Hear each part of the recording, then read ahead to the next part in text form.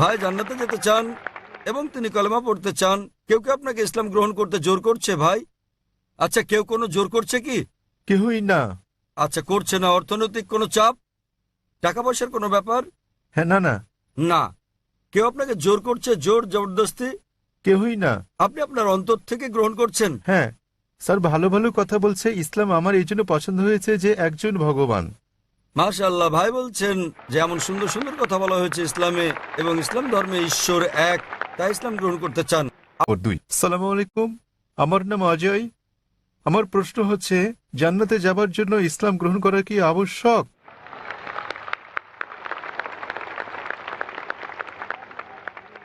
ভাই একটা প্রশ্ন করলেন যে জান্নাতে যেতে হলে ইসলাম গ্রহণ করা আবশ্যক কিনা। জিজ্ঞাসাটা এরকম যে পরীক্ষায় পাশ করতে আমাকে ভালো নম্বর পেতে হবে কি না। পরীক্ষায় পাশ করার জন্য আপনাকে ন্যূনতম 5 নম্বর পেতে হবে।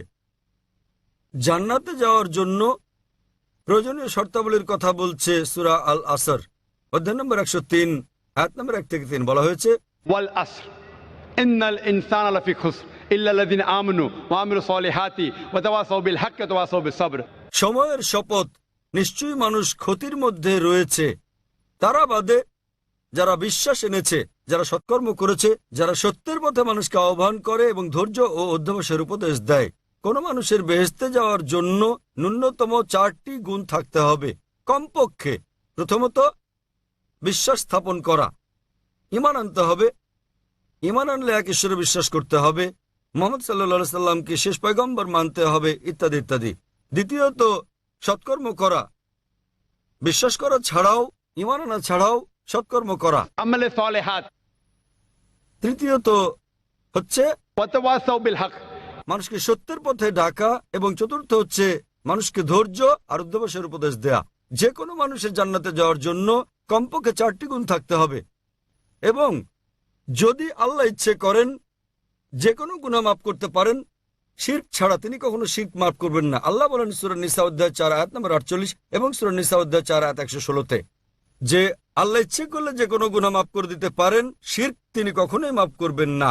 যে লোক শিরক করেছে সে কঠিন গুনাহ করে ফেলেছে। শিরক একটা বড় গুনাহ। শিরক করলে জান্নাতে যাওয়ার কোনো সুযোগ থাকলো না আপনার জন্য। অন্যান্য গুনাহ আল্লাহ ইচ্ছে করলে মাফ করে দিতে পারেন, তবে আপনার জান্নাতে যাওয়া নিশ্চিত করতে হলে ন্যূনতম 4টি গুণ অর্জন করতে হবে: ঈমান, সৎকর্ম করা, মানুষকে সত্যের পথে ডাকা এবং ধৈর্য ও অধ্যবসায়ের উপদেশ দেয়া। ভাই আপনাকে আমি জিজ্ঞেস করছি, হ্যাঁ বলুন।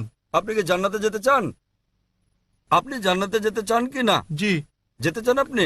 আমি এই জন্য বলছি, আমার অন্তর দিয়ে বলছি, আমাকে কলমা পড়িয়ে দিন। মাশাআল্লাহ, জান্নাতে যেতে চান। ভাই জান্নাতে যেতে চান এবং তিনি কলেমা পড়তে চান, কেউ কি আপনাকে ইসলাম গ্রহণ করতে জোর করছে ভাই? আচ্ছা, কেউ কোনো জোর করছে কি? কেউই না। আচ্ছা, করছে না। অর্থনৈতিক কোনো চাপ, টাকা পয়সার কোনো ব্যাপার? হ্যাঁ, না না, না। কেউ আপনাকে জোর করছে, জোর জবরদস্তি? কেউই না। আপনি আপনার অন্তর থেকে গ্রহণ করছেন। হ্যাঁ স্যার, ভালো ভালো কথা বলছে। ইসলাম আমার এই জন্য পছন্দ হয়েছে যে একজন ভগবান। মাশাআল্লাহ, ভাই বলছেন যে এমন সুন্দর সুন্দর কথা বলা হয়েছে ইসলামে, এবং ইসলাম ধর্মে ঈশ্বর এক, তাই ইসলাম গ্রহণ করতে চান। আপনি কি মানেন যে মূর্তি পূজা করা ভুল? হ্যাঁ মূর্তি পূজা করা হ্যাঁ, ভুল। ভুল। আচ্ছা, আপনি কি মানেন যে মোহাম্মদ সাল্লাল্লাহু আলাইহি সাল্লাম শেষ পয়গম্বর? মোহাম্মদ সাল্লাল্লাহু আলাইহি সাল্লাম, মোহাম্মদ সাল্লাল্লাহু আলাইহি সাল্লাম আল্লাহর পয়গম্বর, এটাকে আপনি মানেন? মানি। মাশাআল্লাহ। তো ইনশাআল্লাহ আমি কলেমা পড়বো, আপনি হ্যাঁ। সেটা বলবেন, হ্যাঁ এবং ইনশাআল্লাহ দোয়া করবো আল্লাহ যেন আপনাকে জান্নাতবাসী করেন। হ্যাঁ, ধন্যবাদ। আশহাদু আশহাদু আল্লাহ আল্লাহ ইলাহা ইলাহা ইল্লাল্লাহ ইল্লাল্লাহ ওয়া আশহাদু ওয়া আশহাদু আন্না আন্না মুহাম্মাদান মুহাম্মাদান আবদুহু আবদুহু ওয়া রাসূলুহু। ওয়া রাসূলুহু। আমি সাক্ষ্য দিচ্ছি আমি সাক্ষ্য দিচ্ছি যে আল্লাহ ব্যতীত যে আল্লাহ ব্যতীত কোনো মাবুদ নেই, কোনো মাবুদ নেই, এবং এবং মুহাম্মদ মুহাম্মদ সাল্লাল্লাহু সাল্লাল্লাহু আলাইহি ওয়াসাল্লাম আলাইহি ওয়াসাল্লাম তাঁর বান্দা তাঁর বান্দা এবং পয়গম্বর। এবং পয়গম্বর। মাশাআল্লাহ, আপনি